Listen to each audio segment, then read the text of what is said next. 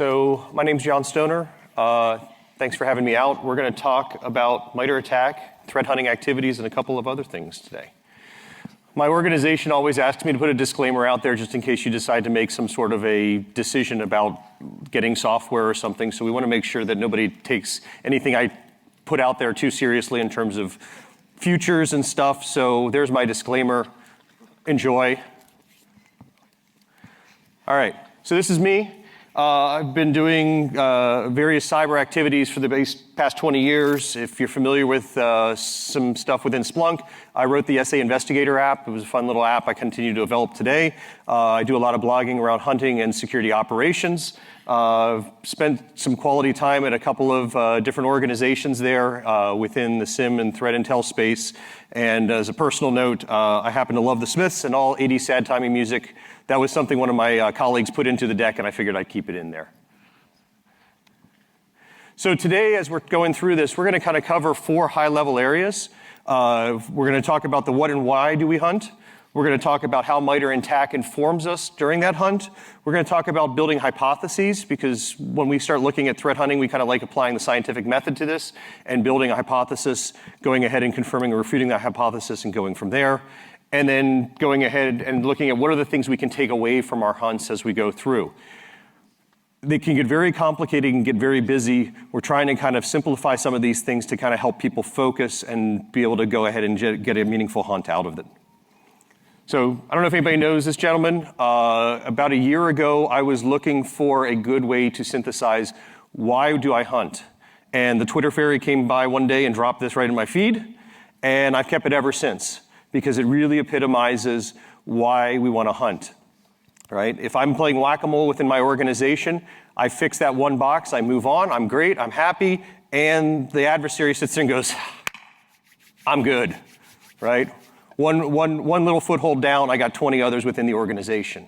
The reason I want to hunt is because I want to go and find those other pieces and those other nuggets that are still sitting around my environment. And if all I worry about is the whack-a-mole, I'm never going to find those other things, and I'm going to constantly be playing catch-up. So the question then becomes, what do we hunt for? Well, like Indiana Jones, we have to kind of think about this from a hunt perspective of going down from the very, very trivial things. And if you guys watched any of the trilogy, you recall that he never really found any trivial stuff. We never saw those in the film. Right? He always went up to a little bit more of the annoying, the challenging, and the tough there. So, but if you think about it, I collect a hash value. I collect an IP address. Those are very, very easy to find. They can have some impact, but it's very, very easy for the adversary to change those things as well. As I work my way up the stack, finding tools from the adversary, finding TTPs from the adversary, it's very tough for us to find, but they're extremely valuable, and it inflicts pain on the adversary in the other direction. So the farther we can go up that stack during our hunts and find more and more of those high-value nuggets, the more impactful we can be, right? So as we talk about these things and start looking at these, let's keep that in mind.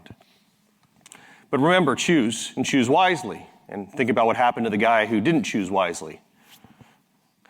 So we can use MITRE ATT&CK to go ahead and basically get a better idea around the techniques and the tactics that our adversaries are using and use that to inform our hunt. Now, for those who, just a quick show of hands here, how many people are familiar with MITRE ATT&CK? Okay, about half, give or take, okay. So MITRE ATT&CK, adversarial tactics, techniques, and common knowledge. Basically what I like to do, and if you actually go to the MITRE ATT&CK site, they'll talk about and show you how it is set up against the Lockheed Martin kill chain, which is that thing down below, but it's really addressing the stuff to the right-hand side, post-exploitation and post-exploitation within an attacker's kill chain, if you will. There is actually another model out there called pre-attack that looks to the stuff to the left of bang, so to speak, okay? Now, the reason this exists, and a good reason that you can use this from a threat perspective is once an adversary has a foothold on your system, there's all sorts of things that they're doing.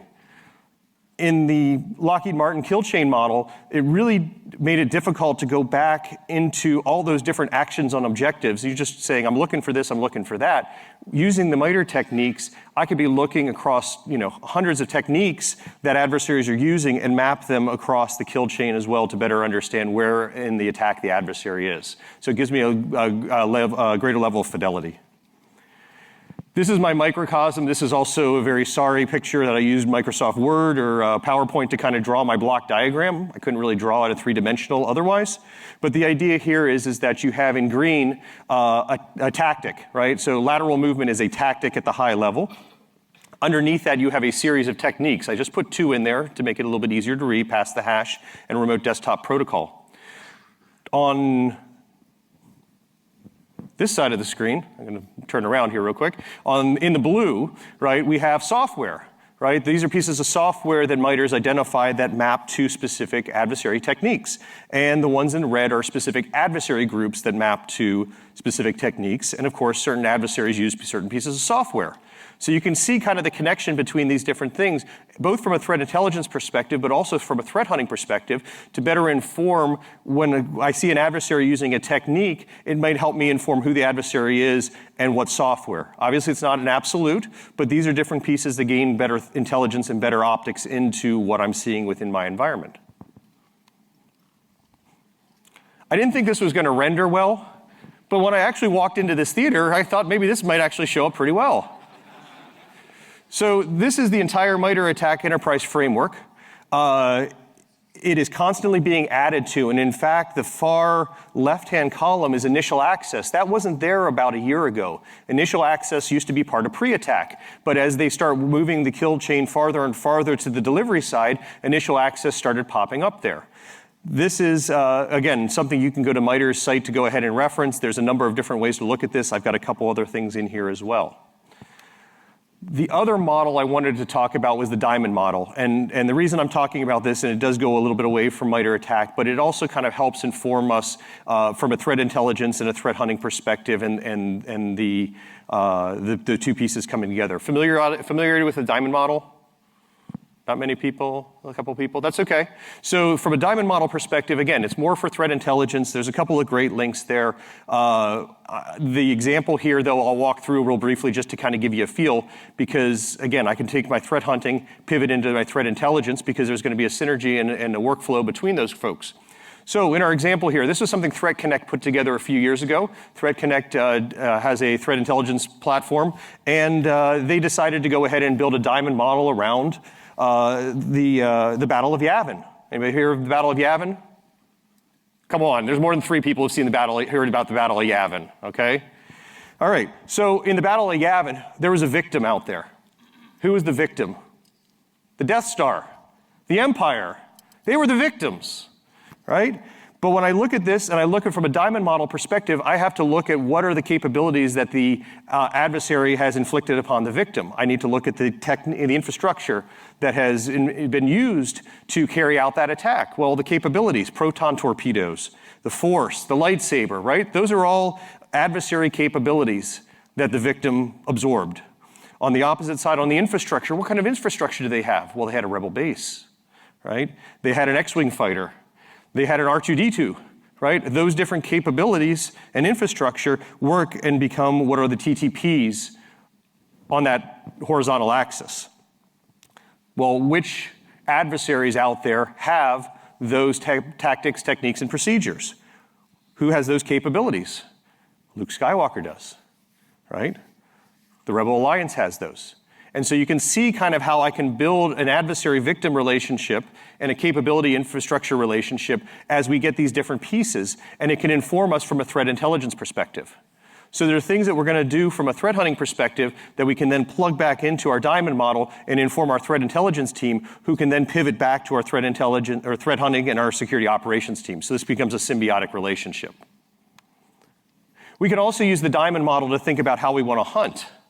So there are 4 vertices there, and there's actually a link at the bottom of the screen that talk about how to build using your diamond model to go ahead and inform your threat hunting. But again, choose wisely, all right? Capability and victim are often the times where we're going to go ahead and choose to start our hunts. Generally, you're not going to start at the adversary level. You might start at the infrastructure level if you have specific tippers or what have you to go ahead and pivot from there. But these are kind of things just to kind of keep in mind as you're starting your threat hunt. Now, with attack can help drive that threat hunting piece, which we'll talk about. It can drive the threat intelligence, and that's where MITRE ATT&CK generated from to start with. And the findings that you have, both from your threat hunting and your threat intelligence, can feed your security operations and vice versa. So you can see kind of how these different pieces can work back and forth across one another. You just have to be able to go ahead and open that up.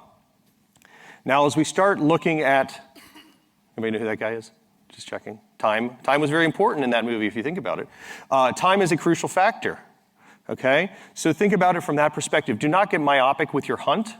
If you go ahead and set your hunt to a very, very, very narrow view, you're going to go ahead and miss all the other things that are out there. So start broadly with your hunt and gradually bring it in.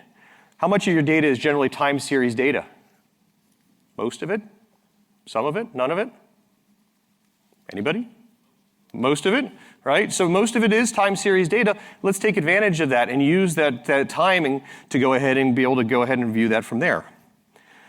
Now, when you start hunting against a hypothesis, it's important to understand that your hunt is going to take you in many, many different directions, okay? It could lead you to where the sidewalk ends. But what's important to know along the way is you're going to see bright, shiny objects. You want to make sure you note those bright, shiny objects, but that you don't get distracted by the bright, shiny objects and start walking down the street this way. You want to continue down the path that you're on. Go ahead and note those turns, though, that you take so that you can always retrace your steps, and then start new hunts when you get to a dead end. Another thing that's important to note is that hunts do not exist in a silo, so stay on target, okay? Use them, I like to think of it as guardrails, right? I start a hunt with a specific technique. We're going to start going down that route, so I might start hunting for PowerShell. And in this case, I might come across PowerShell that also is seeing data encoding. I could hunt for data encoding all by itself, but you know what? The confluence of those two things might be important for my specific hunt in my specific environment for a specific adversary. So being able to go ahead and say, hey, when I see X and I see Y together, that's something that might be of higher value than just one by itself. But be noting those things and looking for those together. So you're always going to trip over those other pieces. Now, in this case, we're going to talk about building our hypothesis and using the MITRE ATT&CK techniques to build our hypothesis. So this kind of came out of something we've been working on in our team about a year ago. We built an adversary emulation. It's a blue team-ish capture the flag exercise. And we built this thing, we were executing against it, and we wanted to come back with like a deeper dive that we could go ahead and provide to folks to kind of better educate, you know, what the hunting activity would look like and what we could uncover. And so I sat down and kind of started working through this, and I started looking at this going, well, where would I start? And I took a look at the MITRE ATT&CK techniques, and I started looking at these and going, yeah, let's go ahead and start hunting for PowerShell. And I started seeing all the different things in PowerShell. Now, of course, I knew we had PowerShell in there because we had built this thing, but it was really interesting to be able to go down that path and start seeing these different techniques that are called out in the matrix that MITRE puts together, and seeing these different things within. Data indicator on removal, Windows event log clearing, right? There's a number of them. We'll get into a couple of others.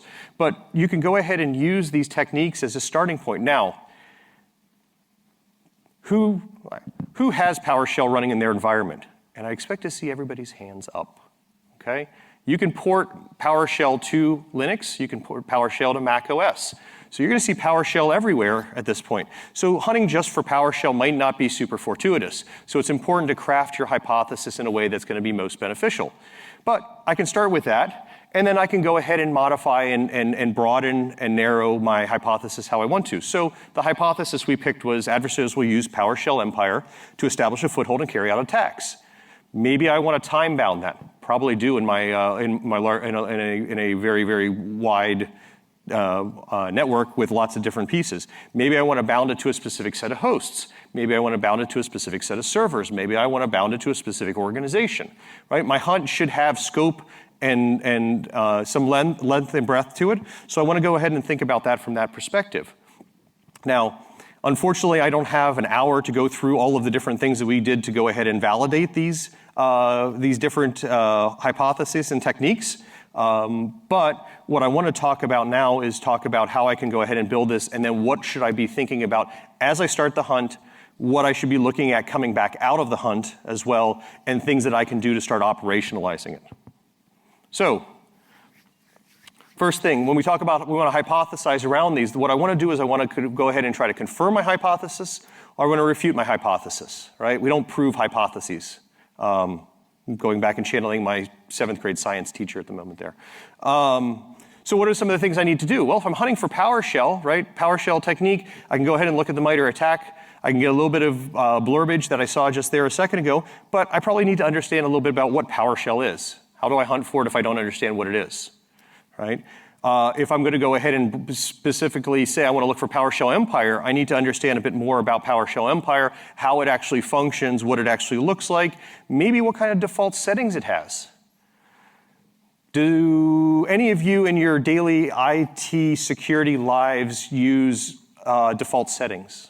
And you don't have to raise your hand. I'm not going to ask you for that, okay? Or maybe you say, no, I don't do it, but once in a while, do I change every default setting? Let me ask you that.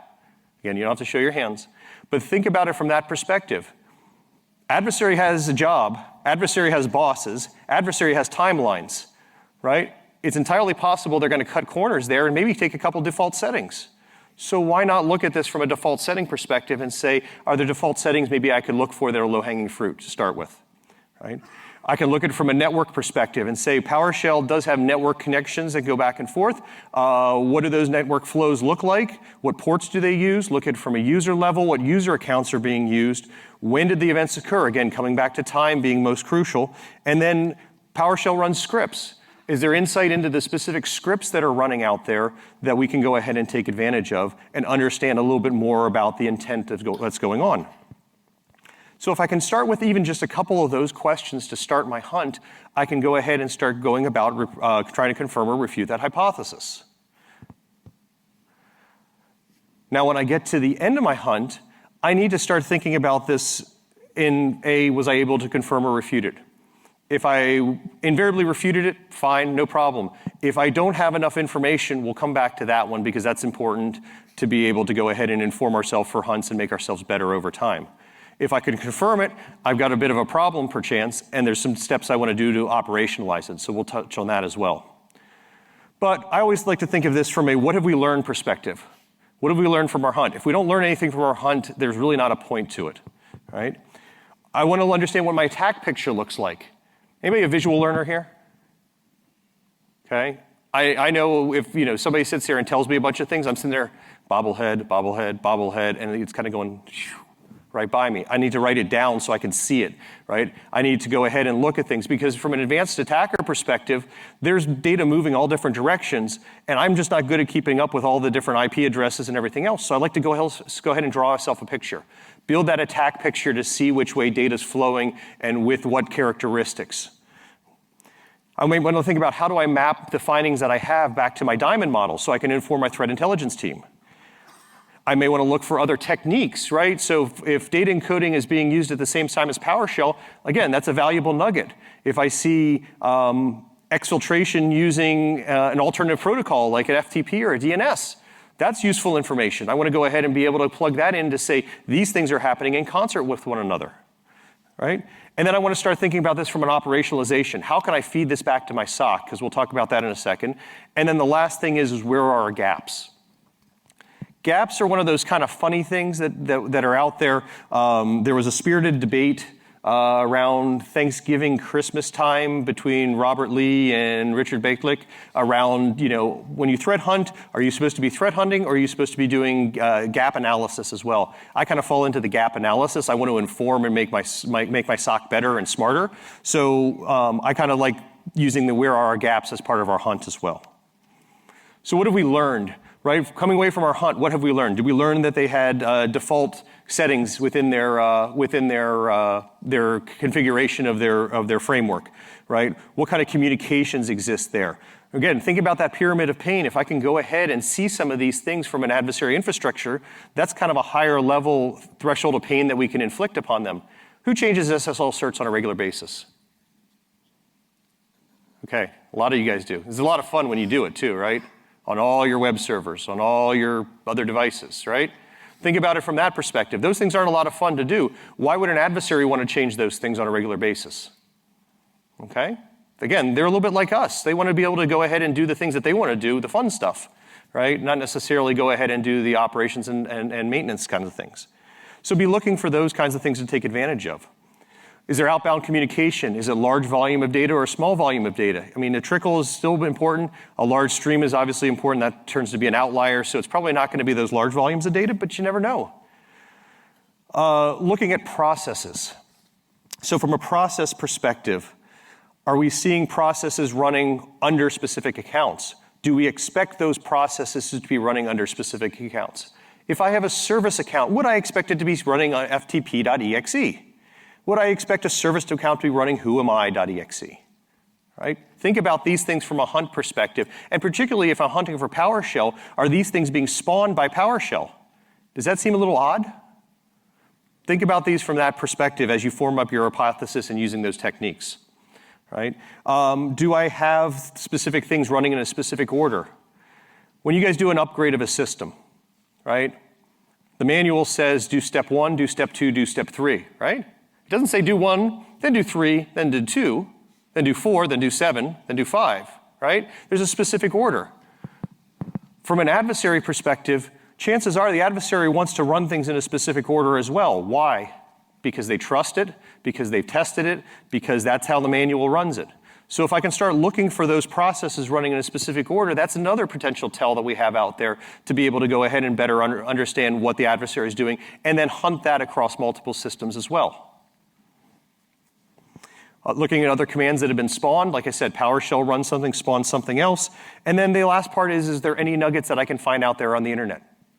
As an example, PowerShell Empire is freely available out there on GitHub. There are strings inside of that if I'm looking for it inside of my environment, I can pivot out and search GitHub, the Pastebins, the Reddits, wherever out there in the world, and look for additional factoids. You know, we kind of talk about Google being our friend from a threat perspective. Take advantage of that and start looking for those strings out there to kind of better inform where are these things being seen, are these default settings, or these other things that go ahead and inform us from our hunt. So this is my other picture. This is my other picture time. Again, you can tell that I'm quite the artist. This is my hunt around PowerShell Empire. I have an SSL issuer. I have a SHA-256 hash, right? Those are indicators that I can go ahead and use and pivot within my environment and look for additional instances of this. I see a callback to a C2 server with an IP address and a domain. That's something else I can look for, right? I see a couple of servers, right? I see executables being run. Those executables were being run in a specific order. FTP, whoami, scheduled tasks. I see that being run across 3 different systems, once under one user context and 2 under a different user context, right? Those user contexts are valuable. Understanding when those accounts may or may not have been created is valuable, right? I can also see that I got a user agent string in there. And I also see that I have a secondary hunt that has kind of merged its way into my PowerShell hunt. And that's okay. But that's something where I want to go ahead and say, you know what, that's kind of looking like a web vulnerability scan. Maybe it's coming from that same server over there. Let's go ahead and kind of put a package around it and set that aside and build a separate, using the techniques, separate hunt around that other thing so they don't start kind of merging and blurring the lines between the two, right? But right there, I've got 5 different indicators that I can pivot back into and do additional hunts on. Very, very straightforward. And that doesn't even touch on the IP addresses and host names of my individual systems within my environment, right? This is just kind of showing that I have 4 or 5 problematic systems that I need to do more digging on, not even building additional hypotheses around those. So there's a lot of fertile ground here just on one hunt alone. As I go ahead and look at this and map this back to my kill chain, back to my diamond model, I can go ahead and say, well, PowerShell Empire is the capability that our adversary has specifically. And if I went back and looked at that IP address and the servers, I could see that those were European VPS servers. That was part of the infrastructure. And in the lower right side of the screen, your left, the technical axis there has a number of TTPs that we've gathered throughout that hunt. Again, using all of these different MITRE ATT&CK techniques. Again, this was something we built for our adversary emulation, and so you can see with the specific organization that was our make-believe adversary here. But you can see how I can take my information from my threat hunt and build out this diamond model to inform my threat intelligence team. To look at it a little bit of a different way, Yeah, this does show up much nicer here than it did on my little screen. This is the MITRE ATT&CK Navigator. You can see the link there. You can go ahead and put your own overlays onto this. What I've done here is I've gone through, and as I was building out all my hunts, I went ahead and color-coded every time I saw an additional instance of a technique. And so in this case, green is the most frequently seen, but PowerShell was the most frequently seen across all of my hunts.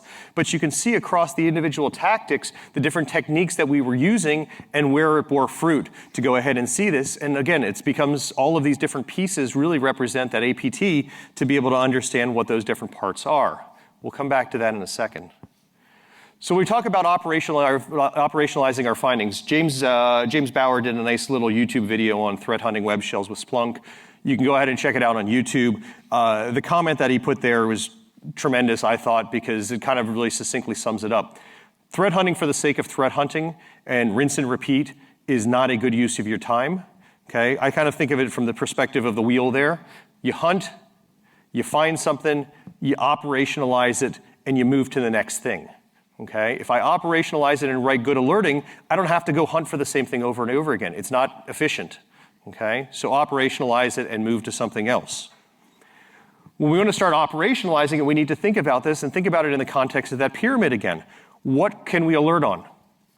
We can alert on encoded PowerShell. Does anybody run encoded PowerShell in their environment? You don't have to raise your hand if you don't want to, but some people do, and there's good reasons for it, right? Other organizations, they say, you know what? There's no reason to run encoded PowerShell.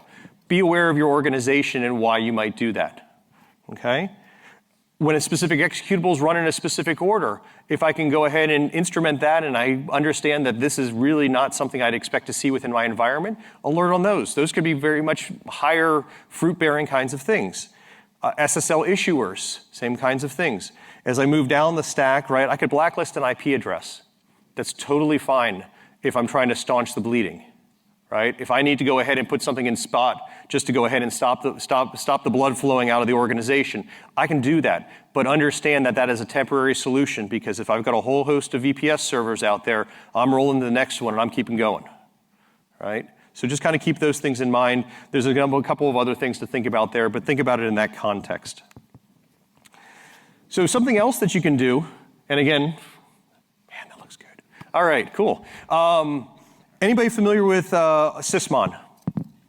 Sysmon, some people using Sysmon? Okay, great. So Sysmon has a set of configurations out there. The Swift on security ones are probably the most well-known that help you go ahead and set up rules, if you will, to go ahead and say, when I see specific images, command lines, parent images, what have you, go ahead and generate a log event for me. Well, one of the functions that was built into Sysmon recently is the ability to go ahead and add these additional context to it. And so Olaf Hartung did a nice thing and went through and basically mapped all of these, number of these different Sysmon configs to the MITRE attack techniques. So you can see I got 3 of them highlighted there. You see when Windows event util.exe is referenced, it has the technique mapping to indicate a removal on host. When I see remove definitions from the command line, it's mapped to disabling security tools. When I see PowerShell.exe reference in the parent image, the technique is PowerShell. So these are nice ways to be able to use things like the Sysmon tool set to better inform and go ahead and create those in my logs to ease my way into some of these hunting functions to say, let's just start by looking at some of the techniques that are out there and where are we seeing it within the environment. And I just pulled this out. I just did this quick search to go ahead and pull PowerShell, and I can see the different techniques, and I can see the images, and I can see the parent images. So you can see PowerShell's running and spawning csc.exe, whoami.exe, ftp.exe, netsh.exe, right? So I can see these different pieces here. The one caveat that I would put to this, right, and then I can overlay this onto a map and make pretty pictures out of it, but it helps me kind of get informed where I am. Now, I'll point out the one that's the great majority over here, signed binary process execution. The concern that I have with that one is that it can be a little on the vague side at the moment, the way it's written. So much like any other environment, use these tools as a starting point. Don't use them as an endpoint. Use them to go ahead and tweak and modify. I could also go ahead and use this and apply it to correlation searches. So if you're running a SIM, I could go ahead and take these kinds of things, boil them into my SIM. Again, from an operationalization perspective, that might go ahead and help me inform my threat hunting and give me guidance as to where I need to pivot back to. Where are the gaps? Again, going back to that navigator, if you guys recall, there's a nice big gap right in the middle around credential access. I didn't have a single hunt around credential access that came back with any hits. Does that mean, and this goes back to the gap piece of this, does this mean I am not collecting data that informs me about that? Or does that mean that I need to go ahead and do additional hunts? So you can use these techniques, enumerate the techniques that you've used, look at them as to how they bear fruit, and then use this to also to figure out maybe where my gaps are to be able to start collecting more data or to do more threat hunting in those areas to kind of understand better what's going on out there. So to kind of start pulling this all together, we've done a lot of work around hunting. We've got a blog series out there you're more than welcome to check out. I posted my slides out there, so you should be able to have access to the links. We actually have some curated data sets that are out there currently. There's one set that you can go ahead and spin up in a environment and just play with yourself. You can download the data because we've open sourced it as well. And the PowerShell version that we've got of the data sets will be coming out a little bit later in March. So kind of keep an eye on my Twitter feed and a couple other places, and you'll be seeing more about that. Also, from a MITRE ATT&CK perspective, go out both at Medium and on the MITRE site itself. They have an excellent set of written write-ups around it. And I just recently did a blog series around using MITRE, from an introductory perspective, second from a threat hunting perspective with some more examples that I didn't have time to show today, as well as operationalizing your attack framework as well. And with that, that's me, that's my Twitter handle. I was not able to work a few of those references into this, so those are my other favorite movies from the 80s.